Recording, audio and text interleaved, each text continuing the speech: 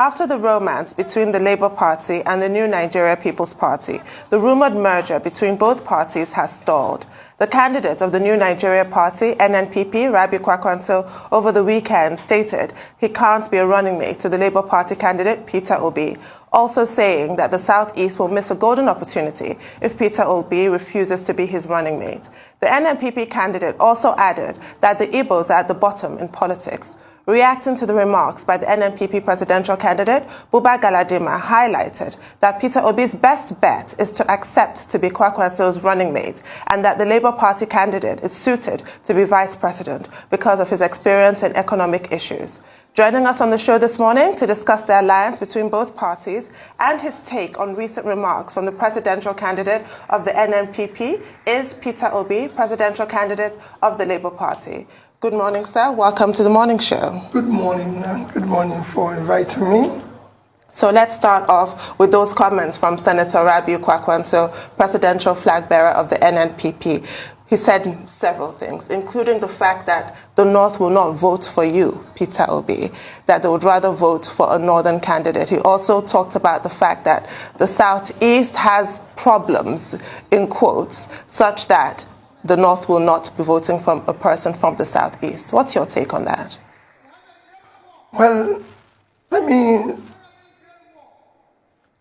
comments from my respected elder brother, Kwankwaso, is the reason why we have 100 million Nigerians living in poverty. The reason why we have 18 million Nigerian children out of school. It is the reason why we have over 55% of Nigerians under unemployment ladder. It's the reason why we have all the problems, why Nigeria is insecure.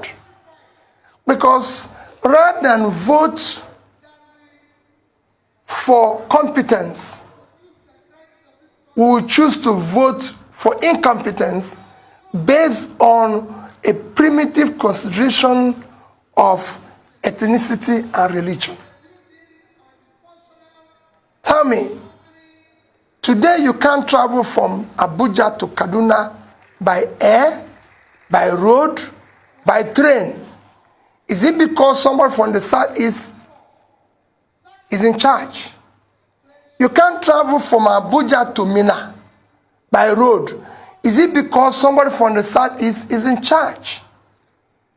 Yesterday we had an attack by bandits on the presidential convoy in Katsina. Is it because the president from Southeast is in charge? Show me where you can buy food cheaper, you have uninterrupted electricity, or people are prospering in the north because the northerners are in power, in the southwest because they are in power, and in the southeast. What we've chosen to do in this country, we will consistently hire vehicle drivers to fly the Nigerian aeroplane instead of hiring qualified pilots. My commitment is, let us campaign and deal with the issue of the problems of the country. There's a lot of problems besieging this country. If you don't know today, this country will soon default in their debt service. Now we'll be at a junk status. That's what should be preoccupying us now. So our schools, universities are shut down, and we're talking about who will vote for. Let's deal with the issues. This election will not be based on my turn. It will not be based on ethnicity. It will not be based on religion. It will be based on the Nigerian agenda to save this Nigeria. Nigeria is in coma. And you need a specialist. And that is what I'm offering.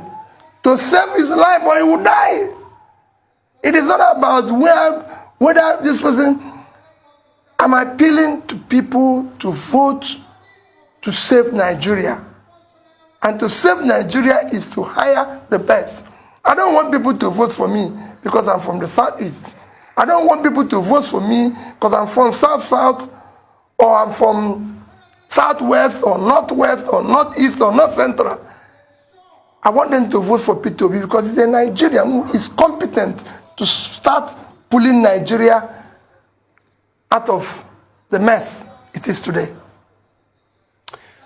He also said that, the Igbos are on the lower ladder of Nigerian politics. I mean, we keep hearing that word. In fact, when we had the spokesperson of the NNPP, someone that did speak on behalf of the NNPP yesterday, I think a couple of days ago, if my memory serves me right, that's Alhaji Buba Galadima, he equally enunciated, those views that, no, it must be the Igbos that, it's on Monday. Yeah, thank you so much.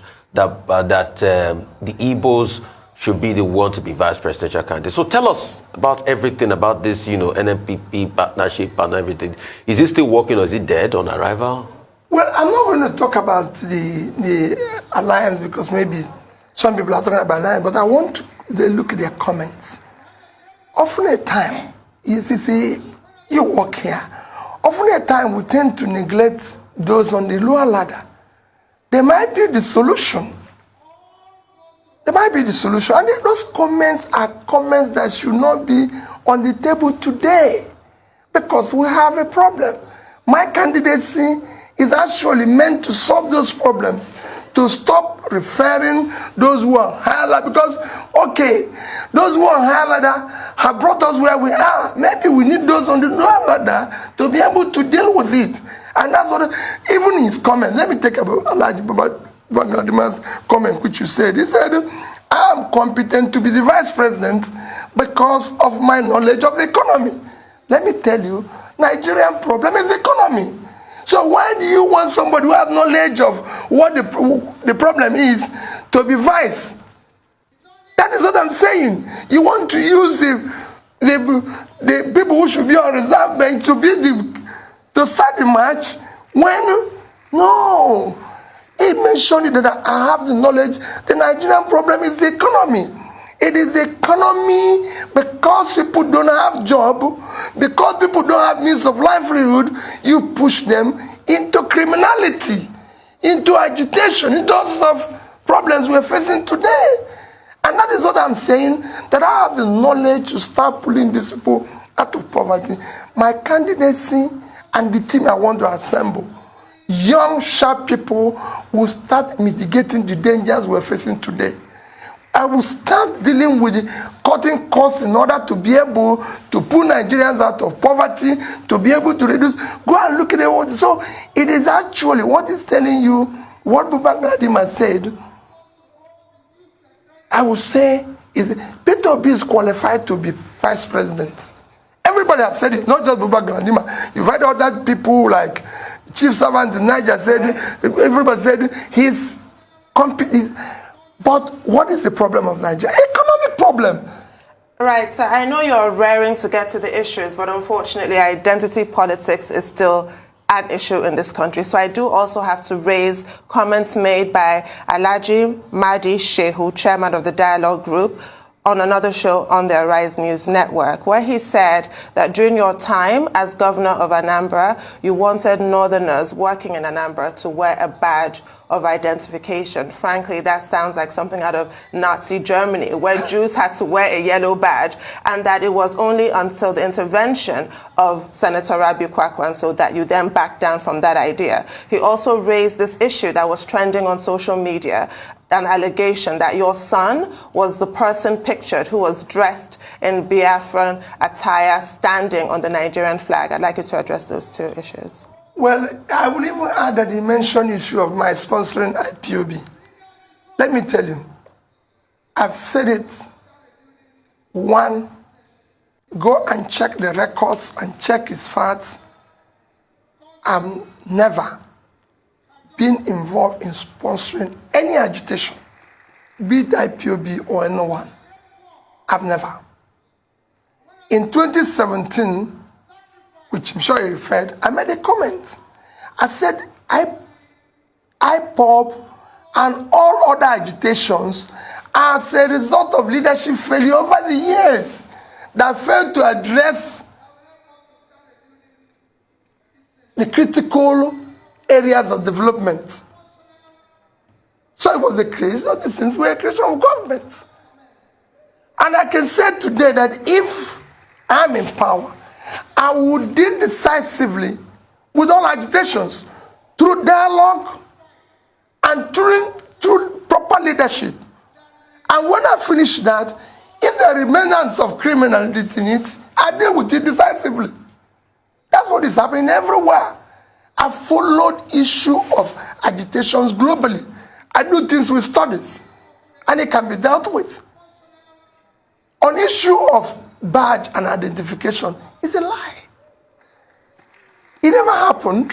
And let me tell you, throughout the time I was governor, Kwankwaso never visited me. I can't remember. In fact, I probably haven't met Kwankwaso until maybe, I don't know. There are people I met maybe after I became governor or not close to him. You know, he's somebody that I see as a senior brother, respect me, but he never visited me as a governor or intervened on anything. And to tell you why it's a lie, all the commissioners that sat with me throughout the time I was in office are from the north. I never had the privilege of having any commissioner from southwest, south. They are all from the north. Can show you 6 of them. From John Haruna to Nazawa. Most of them, if I two of them are from Kanu. My ADC, Mohammed, is from Kanu. So who will I give the order? Will I give them an order to go and deal with their own people? No, every other person calls his brother, his sister, or his mother. Listen, to be his ADC. My ADC is from Kanu, and we remain close to today. Very, very close. You can go and ask him. I'm not somebody who asks that. On the issue of my son, it is not my son. My son is a professional who is consumed by his... Yeah, let me tell you, I just came back from London. I can't even see my son. He's consumed by her work. He will tell me that, listen, Dad, I like, oh, how are you? How is politics? How is your campaign? I like what you're doing.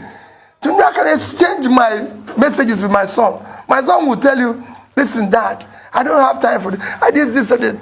I've stayed in a week in New York. I could not see my son because he was busy doing what he's doing. Okay. So he doesn't have time for that. That thing happened in Germany.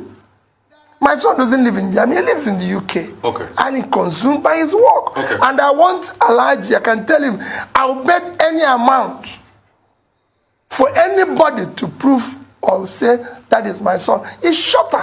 He's listen, you know, so. Okay.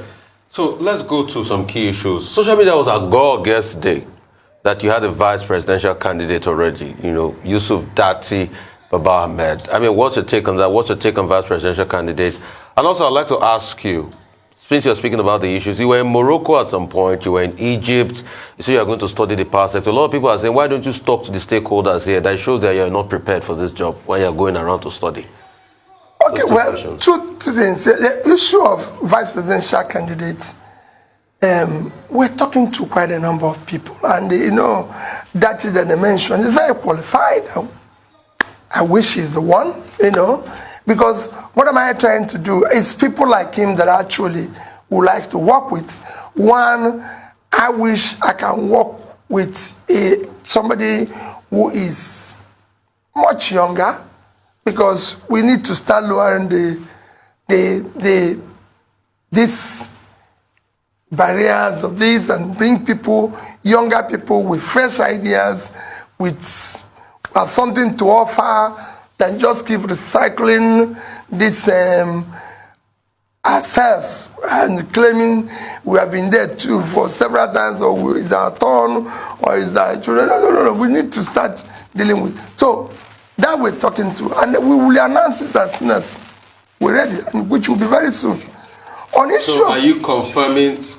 You're confirming that you're speaking to Dati and other aspirants? There's quite a number of people who are speaking. Dati might be the person because he's... Look at what I said. I said, I wish he's the one. He's qualified. Okay, you wish he's the one. Yes. So you have a soft spot for him. Yeah, of course, and a few others, you know.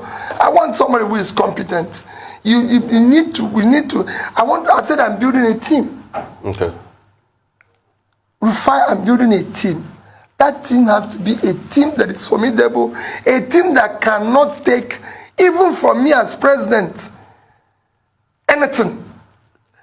I want to assemble the type of team I had in Anambra State and I said to them from day one, if you agree with me in 3 meetings, you go. That means you don't have your own idea.